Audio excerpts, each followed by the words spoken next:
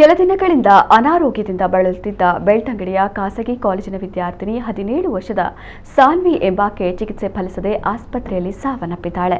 ಕಣಿಯೂರು ಗ್ರಾಮದ ಪಿಲಿಗೂಡು ನಿವಾಸಿ ಯಶೋಧರ ಶೆಟ್ಟಿ ಅವರ ಪುತ್ರಿ ದ್ವಿತೀಯ ಪಿಯುಸಿ ವಿದ್ಯಾರ್ಥಿನಿಯಾಗಿದ್ದ ಸಾನ್ವಿ ಶೆಟ್ಟಿ ಕಳೆದ ಕೆಲ ಸಮಯಗಳಿಂದ ಅನಾರೋಗ್ಯದಿಂದ ಬಳಲುತ್ತಿದ್ದರು.